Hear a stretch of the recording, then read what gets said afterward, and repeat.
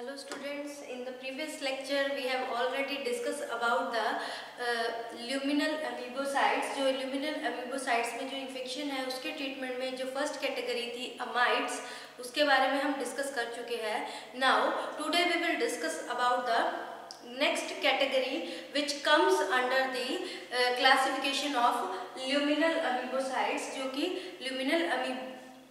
लुमिनल area में particular जो अमीबेसिस होती है वहाँ पे ट्रीटमेंट के लिए सेकंड जो इसकी कैटेगरी है जो हमने क्लासिफिकेशन में पढ़ी थी, that is hydroxyquinolines and third one is antibiotics. So इसके अंदर हम कंबाइन करेंगे हाइड्रोक्सीक्विनोलिन और एंटीबायोटिक्स में। हाइड्रोक्सीक्विनोलिन में अलग अलग डेरिवेटिव्स आ जाते हैं, जैसे क्यूनोडॉपलर आ गया एंड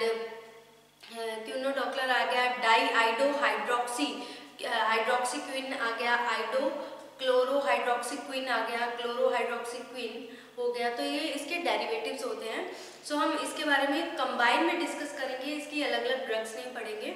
हाइड्रोक्सीक्विनोलिन्स तो हमारा आज का टॉपिक है। सबसे पहले हाइड्रोक्सीक्विनोलिन्स। हाइड्रोक्सीक्विनोलिन्स क्या है? ये एक्टिव होता है अगेंस्ट द एंट अमीबा, जो स्पीसीज होती है जिसके लिए ये एक्टिव होता है, that is Entamoeba histolytica, giardiasis के अगेंस्ट, ट्राइकोमोनासिस के लिए, और कुछ बैक्टीरिया होते हैं उसके अगेंस्ट भी एक्टिव होता है। इसका मेन काम क्या होता है? ये जो सिस्ट होती है उसको किल कर देता है। अब ये ल्यूमिनल अमीबोसाइड है तो इसमें कोई टिश्यू अमीबोसाइडल एक्शन नहीं होता, क्योंकि ये किस कैटेगरी में आता है? ल्यूमिनल अमीबोसाइड्स में कवर होता है। तो if we discuss about the derivatives कि इसके कौन कौन से डेरिवेटिव्स जो इसमें यूज होते हैं, that are डाईआइडोहाइड्रोक्सी,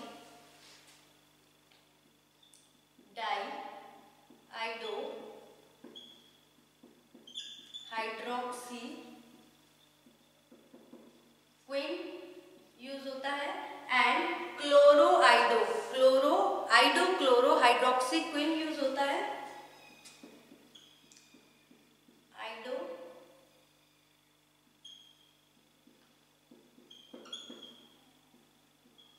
क्लोरोहाइड्रोक्सी quin. So these are the derivatives.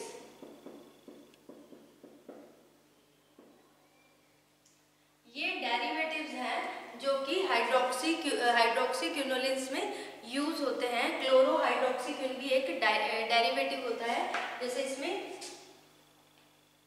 डाईआइडो and आइडो क्लोरोहाइड्रोक्सीक्विन, ये डेरिवेटिव्स होते हैं। अब इसकी if we discuss about the pharmacokinetics of the hydroxyquinolines, तो इसकी जो एब्जॉर्प्शन है वो डिफरेंट होती है, वेरिएबल होती है। ये जो एब्जॉर्ब्ड फ्रैक्शन होती है, एब्जॉर्प्शन में क्या होता है, जितनी भी जो एब्जॉर्ब्ड फ्रैक्शन है वो कॉन्जुगेट हो जाती है लिवर में। लिवर में कॉन्जुगेट होती है किसके साथ? ग्लूक्रोनिक एसिड के साथ और सल्फेट के साथ। अब उस पे कॉन्जुगेशन में इसकी एक्सक्रीशन की बात करें तो यूरिन के थ्रू ये एक्सक्रीट आउट हो जाती है, क्योंकि ये कॉन्जुगेशन में लिवर के साथ थी और लिवर में ग्लूक्रोनिक एसिड और सल्फेट के साथ कॉन्जुगेट होकर एक्सक्रीट आउट हो जाती है through the urine. If we discuss about the T half, इसका टी हाफ कितना रहता है हाइड्रोक्सीक्विनोलिन का? दैट आर 12 आवर्स, 12 घंटे का टी हाफ रहता है इसमें। 12 घंटे का इसका टी हाफ रहता है। तो इसको यूज किस में किया जाता है? It is use in the diarrhoea के अंदर, और डाइटरी इंडिस्क्रिशन हो जाती है, यानी जो स्टफ नहीं खाना था उसके कारण जो प्रॉब्लम होती है उसके ट्रीटमेंट में इसको यूज किया जाता है। और जो हाइड्रोक्सीक्विनोलिन है ये वेल टॉलरेटेड है और इसके साइड इफेक्ट्स हैं, but some of the mild side effects are, फिर भी इसके कुछ साइड इफेक्ट्स हैं, दैट आर, इसके साइड इफेक्ट्स क्या रहते हैं? जैसे नाउजिया हो गया, प्लूराइटिस हो गया,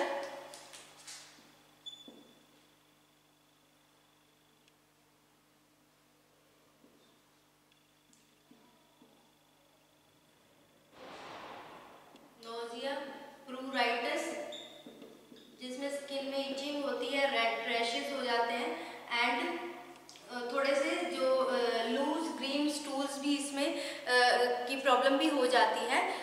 जो रिपीटेड यूज है, जो क्यूनोडॉक्लर है, हाइड्रोक्सी क्यूनोलिन्स में जो क्यूनोडॉक्लर्स है, इसका अगर रिपीटेड यूज किया जाए या फिर प्रॉन्ग्ड यूज किया जाए तो ये एक डिजीज कॉज करती है। ये न्यूरोपैथी सिम्टम्स यानी न्यूरॉन से रिलेटेड है, नर्वस सिस्टम से रिलेटेड है, न्यूरोपैथी सिंड्रोम क्रिएट करती है, that is known as prolonged use, prolonged और रिपीटेड यूज किया जाए इसका।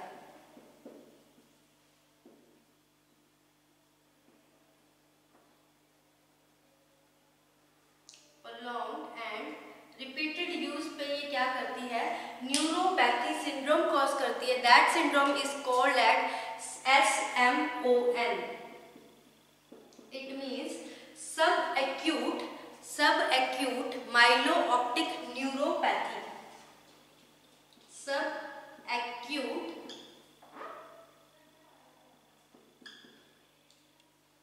Acute myelo optic neuropathy.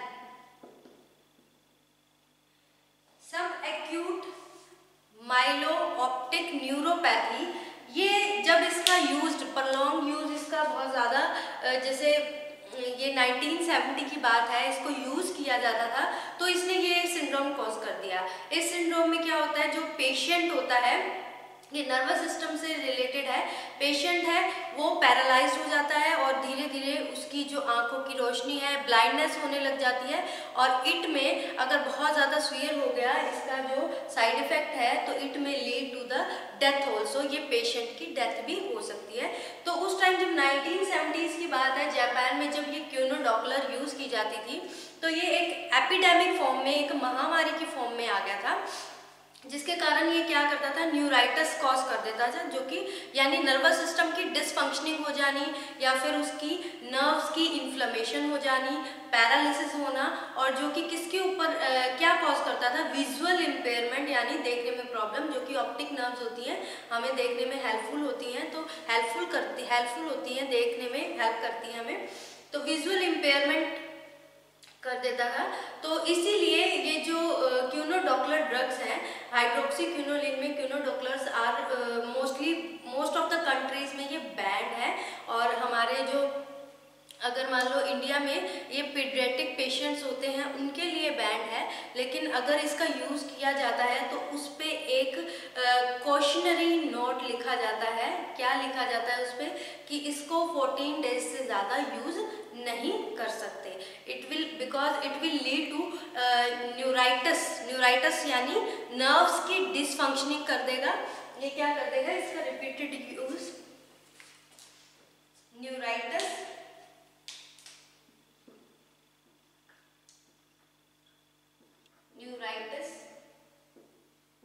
And optic damage.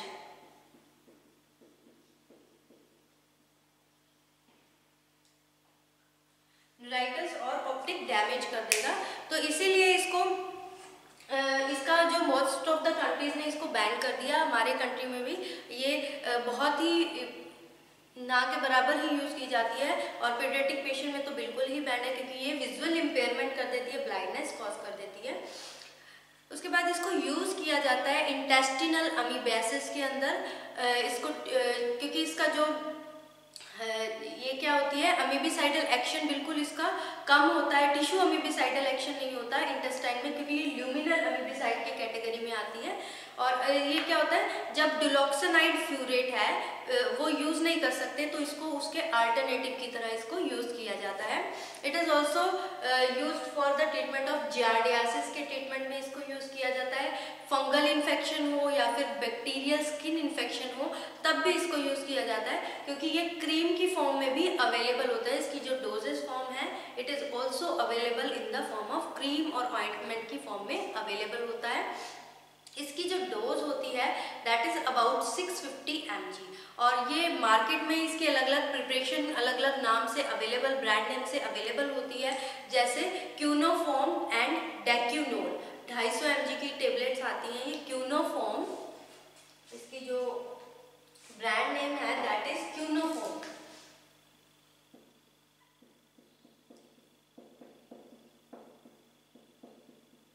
क्यूनोफॉर्म के नाम से अवेलेबल है। And next is D quinine.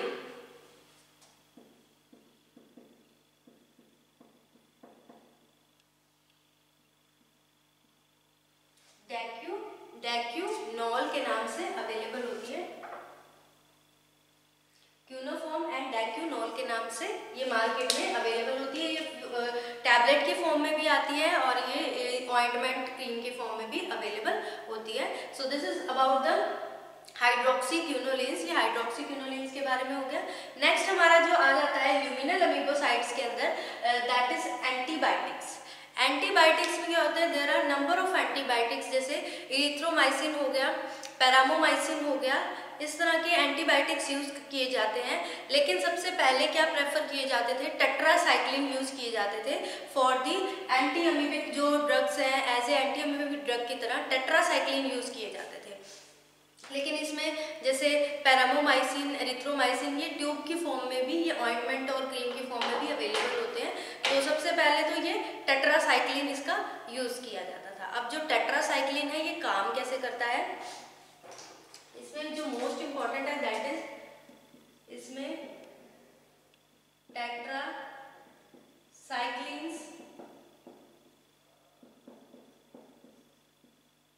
पैरामोमाइसिन, ये इसके डेरिवेटिव्स हैं एंटीबायोटिक्स के, ये मोस्टली यूज किए जाते हैं। ये मेन काम क्या होता है टेट्रासाइक्लिन का, it directly inhibit the amoeba. Higher concentration पे जो अमीबा होता है उसको इनहिबिट कर देता है। ये क्या होता है, जो टेट्रासाइक्लिन, ओल्डर टेट्रासाइक्लिन थे, ये कम्प्लीटली एब्जॉर्प्शन नहीं होता था इसका स्मॉल इंटेस्टाइन में। अब एब्जॉर्प्शन नहीं हुआ तो वो कहाँ जाएगा, वो पहुंचता था कोलोन में। अब उसकी ज़्यादा जो अमाउंट है, लार्ज अमाउंट कहाँ पहुंचती थी, कोलोन में। अब कोलोन में जाके ये क्या करता है, जो बैक्टीरियल फ्लोरा है वो उसको इनहिबिट करता है। अब इसमें बैक्टीरियल, हमें तो एंट अमीबा है ना जो कि ये इन्फेक्शन कॉज कर रहा है, तो इसमें बैक्टीरियल फ्लोरा का क्या काम हुआ, क्योंकि जो बैक्टीरिया फ्लोरा है और जो एंट अमीबा है ये सिम्बायोटिकली इंटेस्टाइन में रहते हैं। सिम्बायोटिकली रहते हैं, सिम्बायोटिकली मीन्स कि एक दूसरे से डील कर देते हैं कि मैं आपको रहने के लिए जगह दूंगा और आप मुझे उसके बदले में खाना देना। अगर एक को रहने के, सर्वाइव करने के लिए जगह नहीं मिल रही, एक को खाने के लिए फूड नहीं मिल रहा, तो वो सर्वाइव नहीं कर पाएंगे। इसीलिए ये क्या करता है टेट्रासाइक्लिन, जो बैक्टीरियल फ्लोरा है उसको इनहिबिट कर देगा। अगर उसको इनहिबिट कर देगा तो एंट अमीबा को जो चीज़ चाहिए वो नहीं मिल पाएगी अपने सर्वाइवल के लिए और वो उसकी डेथ हो जाएगी, जिसके कारण ये इन्फेक्शन की ट्रीटमेंट में हेल्पफुल होगा। इनडायरेक्टली ये क्या करता है, डायरेक्टली तो ये जो बैक्टीरियल फ्लोरा है उसको इनहिबिट कर देता है। इनडायरेक्टली ये प्रोलिफरेशन नहीं होने देता एंट अमीबा की।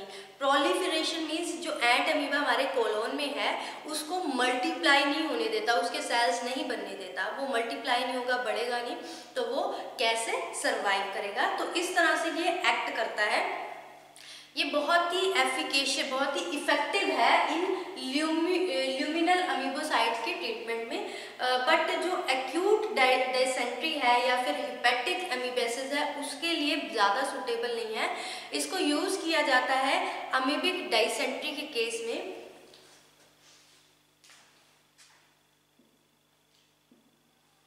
Use amoebic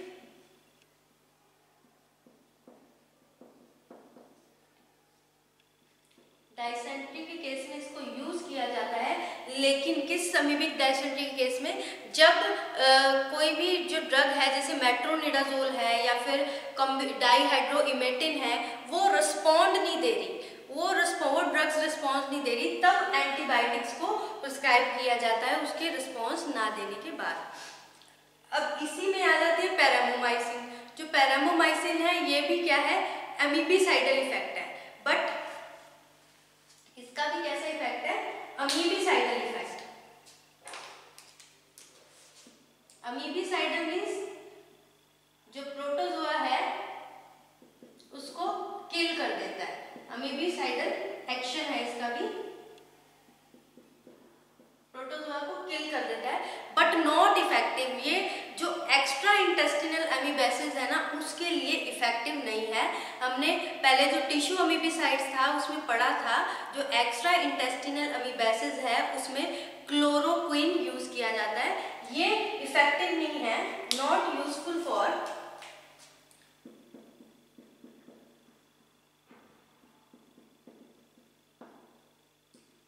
extra intestinal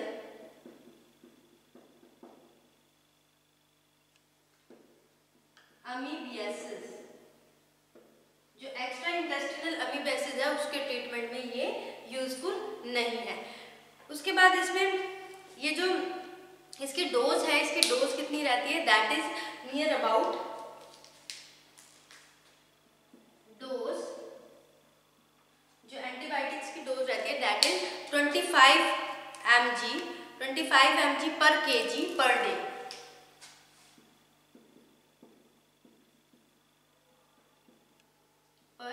day के हिसाब से इसकी रहती है, और इसका ड्यूरेशन रहता है, जो कोर्स रहता है that is about for 7 days, 7 दिन का इसका कोर्स रहता है। So this is all about the antibiotics.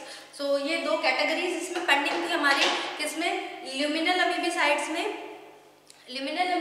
में एंड जो कि एक तो हाइड्रोक्सीक्विनोलिन्स है भी और एक एंटीबायोटिक्स। हाइड्रोक्सीक्विनोलिन्स में अलग अलग जैसे डेरिवेटिव्स इसके आ जाते हैं, डाईआइडोहाइड्रोक्सीक्विन, आइडोक्लोरोहाइड्रोक्सीक्विन। एंटीबायोटिक्स में अलग अलग एंटी जैसे इरिथ्रोमाइसिन हो गया, पैरामोमाइसिन हो गया, टेट्रासाइक्लिन हो गया। अब इसमें जो इसके जो क्यूनोडॉक्लर है अलग अलग फॉर्म में अवेलेबल होती है। टी हाफ इसका 12 आवर्स होता है। कुछ साइड इफेक्ट्स होते हैं इसके, दैट इज नोजिया हो गया, प्रोराइटिस हो गई, इचिंग होगी। इसका रिपीटेड यूज या ज़्यादा प्रोलॉन्ग्ड यूज नहीं किया जाता। क्यों नहीं किया जाता, क्योंकि ये क्या करती है, एक न्यूरोपैथी सिंड्रोम कॉज करती है। That syndrome is known as sub acute myelo optic neuropathy, यानी जो ऑप्टिक नर्व है ना उसको डैमेज कर देती है। ये जैसे हमारा ये जापान में जब ये 1970s में जब क्यूनोडॉक्लर का बहुत ज़्यादा यूज़ हुआ था, तब ये एक एपिडेमिक फॉर्म में आ गई थी, एक महामारी की तरह फैल गई थी। क्योंकि इसमें क्या होता है, जो न्यूराइटिस कॉज कर रही थी और ऑप्टिक डैमेज कर रही थी, जिससे पैरालिसिस होकर पेशेंट ब्लाइंडनेस हो, पेशेंट में विजुअल इम्पेयरमेंट हो जाती थी, और and it may also lead to death of the patient की डेथ भी कॉज कर सकता था। तो इसलिए ये बहुत सारे कंट्रीज में बैन है। अलग अलग इन्फेक्शन, फंगल और बैक्टीरियल इन्फेक्शन के लिए भी यूज होती है उसके ट्रीटमेंट में। एंटीबायोटिक्स में टेट्रासाइक्लिन, पैरामोमाइसिन। टेट्रासाइक्लिन का मेन काम क्या है, डायरेक्टली तो अमीबा को किल कर देती है। जब ये एब्जॉर्प्शन होती है इसकी स्मॉल इंटेस्टाइन में बहुत कम एब्जॉर्ब होती है, तो ये वहाँ से कहाँ पहुँच जाती है, कोलोन में। इसकी ज़्यादा जो अमाउंट है वो कोलोन में चली जाती है, जहाँ जाके ये क्या करती है, बैक्टीरियल फ्लोरा को इनहिबिट करता है। अब बैक्टीरियल फ्लोरा एंट अमीबा के साथ इकट्ठा सिम्बायोटिकली रहता है, तो इसमें क्या होता है, ये उसको रोक देगा तो एंट अमीबा को सर्वाइव करने में प्रॉब्लम होगी, वो सर्वाइव नहीं करेगा। या फिर जो एंट अमीबा है उसको मल्टीप्लाई नहीं करने देती, मल्टीप्लाई नहीं करेगा तो वो आगे कैसे बढ़ेगा, वो सर्वाइव नहीं कर पाएगा। इस तरह से ये इफेक्ट करती है। और ये सीवियर केसेस में जो कि अमीबिक डायसेंट्री के होते हैं, जहाँ पे मेट्रोनिडाजोल और डाईहाइड्रोइमेटिन भी यूजफुल नहीं होती, तब इसको एंटीबायोटिक को प्रिस्क्राइब किया जाता है। So this is all about the luminal amoebicide. उसके बाद आ जाते हैं हमारी डिफरेंट टाइप की जो डिजीज हैं, जैसे जियार्डासिस, अमीबियासिस, लिशमेनियासिस। इसमें कौन कौन सी, वैसे तो आपको सारी ड्रग्स के साथ बताया है कि हर ड्रग के साथ किस किस के डिजीज के ट्रीटमेंट में यूज होती है। अब हम देखेंगे जो नेक्स्ट हमारा टॉपिक है जो हम पढ़ेंगे, जिसके बारे में है कि कौन सी जो ड्रग है, पर्टिकुलर ड्रग है, पहले प्रिस्क्राइब की जाएगी, फर्स्ट चॉइस कौन सी रहेगी, अल्टरनेटिव चॉइस कौन सी रहेगी। अगर वो भी इफेक्ट नहीं शो कर रही, रिस्पॉन्ड नहीं दे रही, तो हम नेक्स्ट ड्रग कौन सी दे सकते हैं, तो उसके ट्रीटमेंट के बारे में पढ़ेंगे। सबसे पहले जो हमारी इसमें ड्रग आ जाती है दैट इज ट्रीटमेंट, डिजीज आ जाती है sorry, that is treatment of amoebiasis.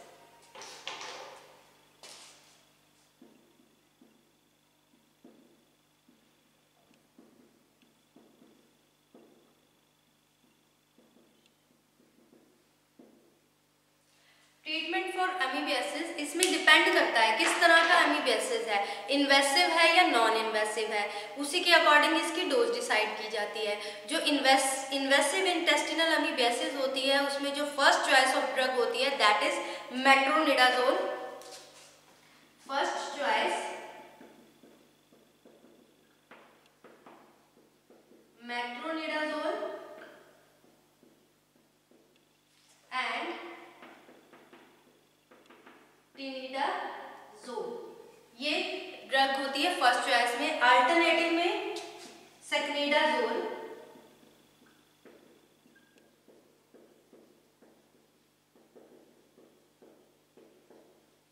सेक्निडाजोल।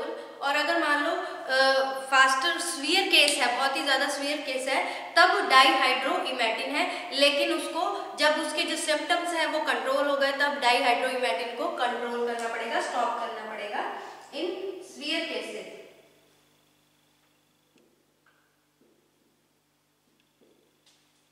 Dihydro emetine, हम इमेटिन भी है लेकिन इमेटिन को रिजर्व केस के लिए रखा जाता है बहुत ही ज्यादा, जब कोई भी ड्रग रिस्पॉन्स नहीं करती तब के केस के लिए उसको रखा जाता है। तो ये तो हो गया हमारा ट्रीटमेंट फॉर अमीबियासिस। इनकी डोजेस मैं साथ के साथ आपको लिखवा चुकी हूँ। इसमें मोस्टली की सिंगल डोज थेरेपी सफिशिएंट होती है to the most of the cases जो भी होते हैं अमीबियासिस के। तो अमीबियासिस में सबसे पहले फर्स्ट चॉइस ऑफ ड्रग है metronidazole and tinidazole, and then alternative जो ड्रग है, drug of choice that is secnidazole. If जो अमीबियासिस है बहुत ही ज़्यादा स्वीयर केस है तो एट दैट केस उसमें उसको डाईहाइड्रोइमेटिन प्रिस्क्राइब किया जाएगा, और उसको अगर मान लो रिलीफ मिल गया टाइम से तो उसको डिसकंटिन्यू कर देना चाहिए, क्योंकि इसकी टॉक्सिसिटी बहुत ज़्यादा होती है comparative to all the metronidazole, tinidazole and secnidazole. So this is about the treatment for amoebiasis. Next lecture में हम बाकी की जो ड्रग्स हैं उसकी ट्रीटमेंट करेंगे कि जियार्डियासिस, लिशमैनियासिस, उनके ट्रीटमेंट में कौन कौन सी ड्रग्स को हम पहले प्रिस्क्राइब करेंगे, फर्स्ट चॉइस कौन सी रहेगी, सेकंड चॉइस अल्टरनेटिव चॉइस कौन सी रहेगी, और स्वीयर केस में कौन सी जो ड्रग है वो यूज़ करेंगे। सो दिस इज ऑल अबाउट, आपका इस लेक्चर में इतना ही सफिशिएंट है। नेक्स्ट लेक्चर में हम ट्रीटमेंट ऑफ डिफरेंट डिजीज़ के लिए कौन कौन सी ड्रग है वो पढ़ेंगे। So thank you student, hope कि आपको लेक्चर समझ में आया होगा।